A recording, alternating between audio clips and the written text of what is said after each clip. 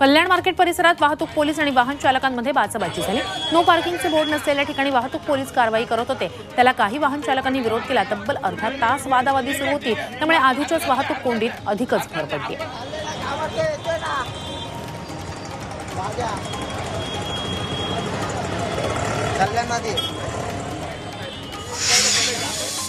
वाशिमच्या रिसोड मेहकर महामार्गावरील पैनगंगा नदीवरचा जीर्ण पूल धोकादायक बनलाय।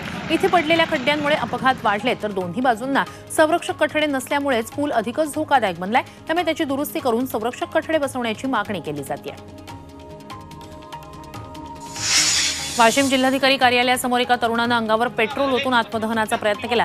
पाळेगाव कुंभी रस्त्यावर खड्डे पडल्यानं ग्रामस्थ त्रस्त झालेत। या रस्ते कामासाठी मागच्या 5 वर्षापासून ग्रामस्थ प्रशासनाकडे मागणी करतायत, मात्र याकडे प्रशासन लक्ष देत नसल्यानंच उद्विग्न अमर भेंडेकर यांना आत्महत्येचा प्रयत्न केला। अमृत नोनी आर्थो प्लस ये एक प्रूवन फॉर्मूला है। इसमें मौजूद नोनी फल के गुण और आयुर्वेदिक जड़ी बूटियां शरीर को जरूरी पोषक तत्व देने के साथ साथ हड्डियों और जोड़ों के घिसने, उनमें होने वाले सूजन और दर्द को रोकने में मदद करता है। दर्द मुक्त जीवन के लिए अमृत नोनी आर्थो प्लस। वर्ध्यात सिंदी रेल्वे परिसरात ड्रायपोर्टची निर्मिती होते। या भागातून पूर्वीपासून शेतात जाण्यासाठी पायवाट गेली, मात्र ती बंद केली जाणार असल्यानं या ठिकाणच्या 70 शेतकऱ्यांचा शेतात जाण्याचा मार्ग बंद होणार आहे। त्यामुळे शेतकऱ्यांनी पर्यायी मार्गाची मागणी करत उपविभागीय अधिकाऱ्यांना निवेदन दिलं।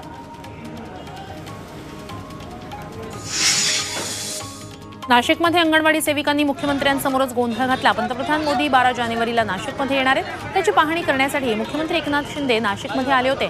त्यावेळी अंगणवाडी सेविकांनी मुख्यमंत्र्यांसमोरच मागण्या मांडत गोंधळ घातला। मानधन वाढ आणि इतर मागण्यांसाठी त्यांचं आंदोलन सुरू आहे।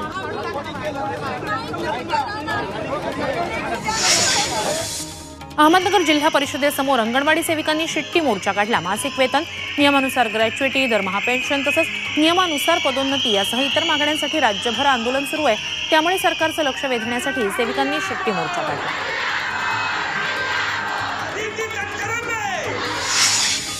अंगणवाडी सेविकांना शासकीय कर्मचाऱ्यांचा दर्जा मिळावा यासाठी ठाण्यातील शहापूर पंचायत समितीसमोर शेकडो अंगणवाडी सेविकांनी ठिय्या आंदोलन केलं, मात्र त्यांचं निवेदन घ्यायला कुणीही आलं नाही। त्यामुळे कर्मचारी आक्रमक झाले। जुनी पेन्शन मुद्द्यावरून मदत पुनर्वसन मंत्री अनिल पाटील यांना त्यांचाच मतदारसंघ अंमळनेरमध्ये शिक्षक शिक्षकेतर कर्मचाऱ्यांनी घेराव घातला। नोव्हेंबर 2005 पूर्वी निघालेल्या जाहिरातीनुसार नियुक्त झालेल्यांना जुनी पेन्शन योजना लागू करण्याचा निर्णय सरकारनं घेतला, मात्र काही कर्मचाऱ्यांना यातून वगळल्याबाबत दाद मागितली गेली। नाशिकच्या कळवणमध्ये शबरी घरकुल योजनेच्या अंमलबजावणीसाठी रास्ता रोको करण्यात आला। किसान सभेनं कोल्हापूर फाट्यावर रास्ता रोको करत प्रशासनाला जाग आणण्याचा प्रयत्न केला। 8 दिवसापासून प्रशासकीय इमारतीसमोर DYFI संघटनेच्या नेतृत्वाखाली आदिवासींचं उपोषण सुरू आहे। त्यांना पाठिंबा देण्यासाठी रास्ता रोको करण्यात आला। अमरावतीत देशी दारूच्या दुकानाविरोधात आझाद समाज पक्ष आक्रमक झाला। यशोदानगर चौकातील दारू दुकानाला 2021 मध्ये परवानगी नाकारण्यात आली होती, मात्र याच दुकानाला आता परवानगी देण्यात आली। याचा निषेध नोंदवण्यासाठी आझाद समाज पक्षानं आंदोलन करत रास्ता रोको केला।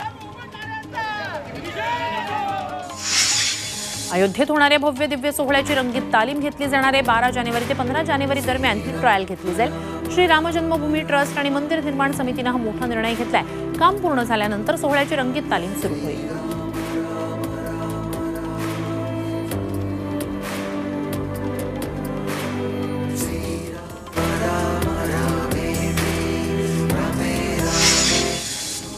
अयोध्येतील रामलल्लासाठी येवल्यातून शेला पाठवला जाणार आहे। पंतप्रधान कौशल्य विकास केंद्रांतर्गत दिव्यांग कारागीर रामासाठी हातांनी शेला आणि पितांबर तयार करतायत। या शेल्यासाठीचा धागा फुलांपासून नैसर्गिक रंग वापरून तयार करण्यात आलाय।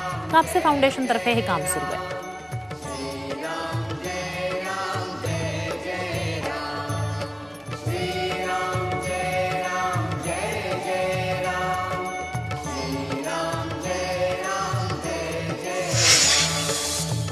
अयोध्या प्राणप्रतिष्ठा सोहळ्याच्या पार्श्वभूमीवर नाशिकमध्ये ऐतिहासिक नाणं सापडलंय। हे नाणं मुघल बादशाह अकबरानं त्याच्या राज्याभिषेकाच्या सुवर्ण महोत्सवानिमित्तानं कोरलं होतं। यात नाण्याच्या एका बाजूला सीतारामाचं चित्र तर दुसऱ्या बाजूला इलाही मदिना फरवरदीन चित्रित आहे। जगात अशी 3च नाणी शिल्लक आहेत।